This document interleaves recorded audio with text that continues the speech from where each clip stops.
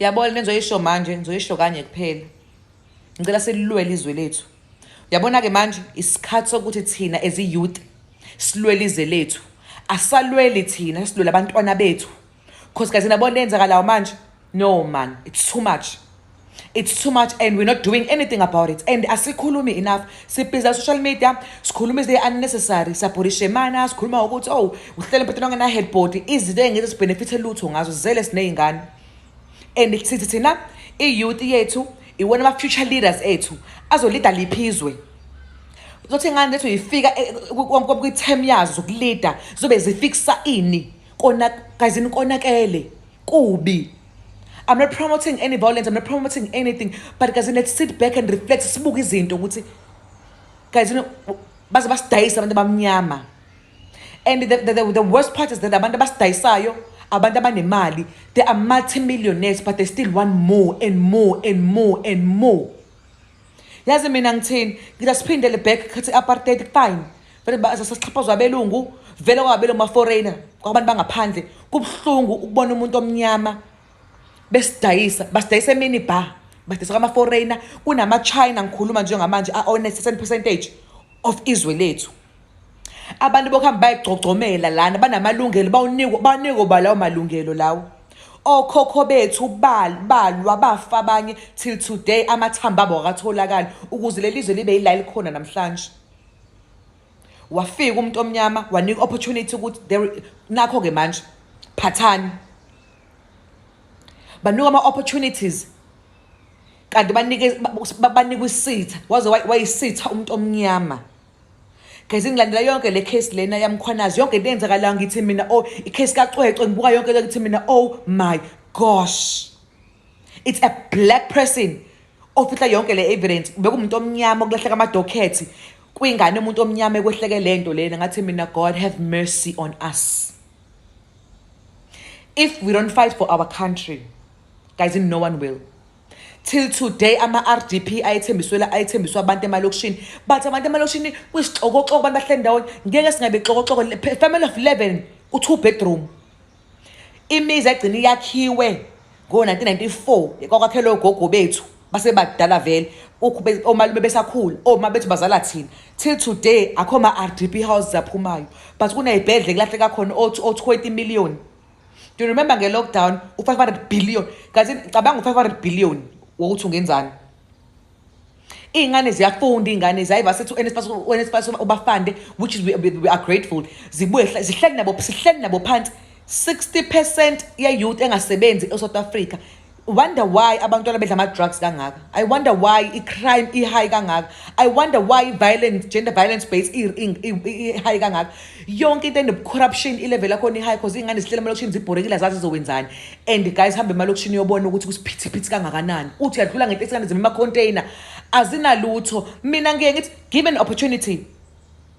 Ngivule some sort of into ye-art thizeni.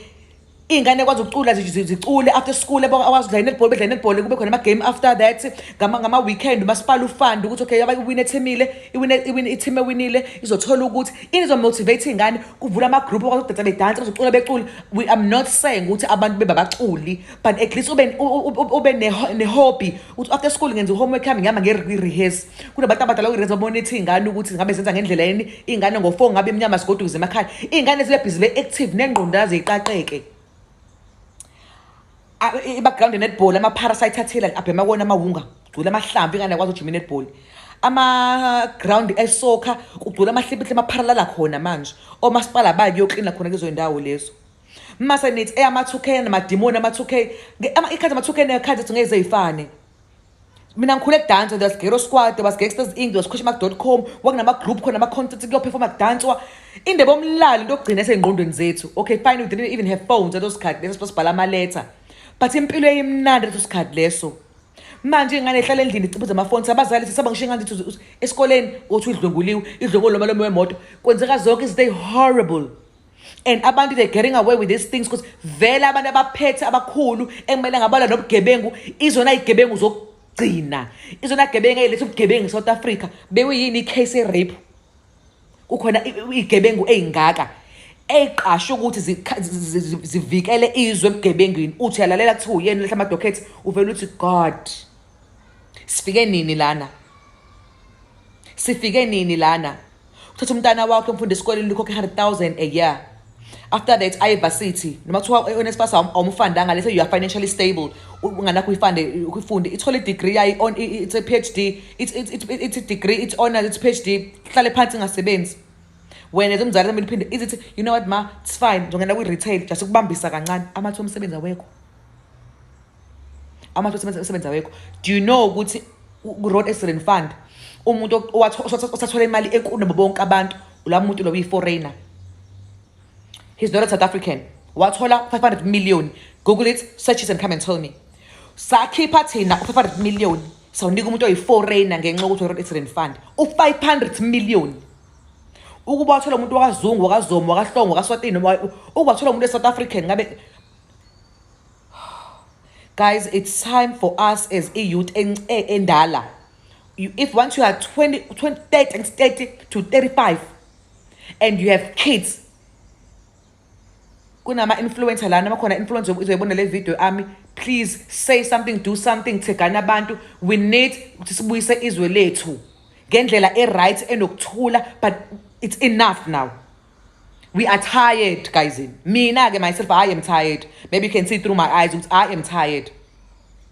Akwazi ukuthi abantu abasebenzayo who've already got millions in their bank account iy'ngane zabo ziphila kahle, they will never be poor, they will never experience ukuthi ukuphila under privilege kufila kanjani.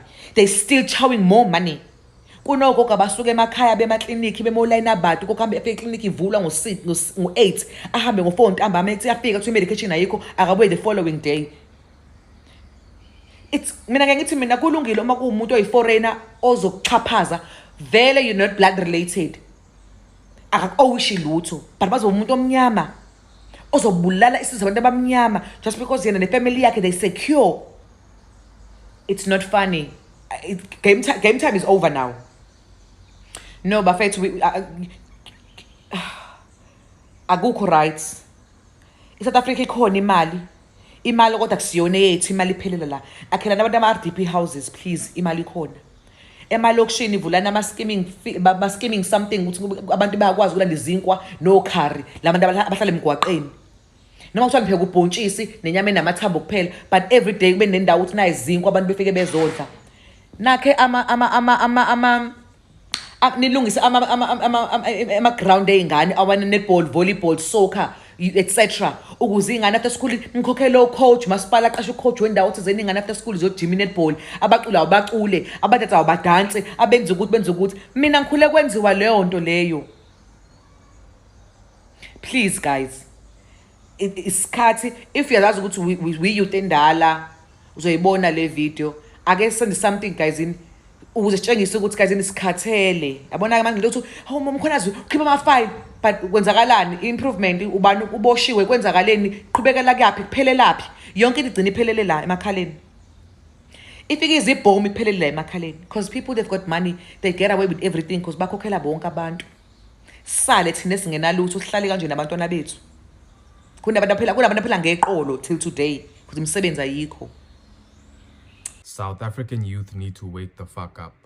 Nobody's coming to save us. We are the future of this country, so we need to take the future into our own hands. What we all should understand by now is that they don't give a fuck about us. We're left to fend for ourselves. Whether rich, poor, or middle class, we're all victims of the same system. 60% of us are unemployed. Of course, there'll be a groove culture. Of course, we'll smoke weed and get high. Of course, we'll get drunk to escape reality. What else will we do when there's no hope and there's no trust in the system? And I've come to the scary conclusion about, in my opinion, the only true solution. And that is a revolution. But it doesn't have to be a violent one. It doesn't have to be a bloody one, as long as it's organized and it has a clear goal. I'm going to say something that's going to get me in trouble with a lot of people, but I don't give a fuck. I'm going to say it anyway.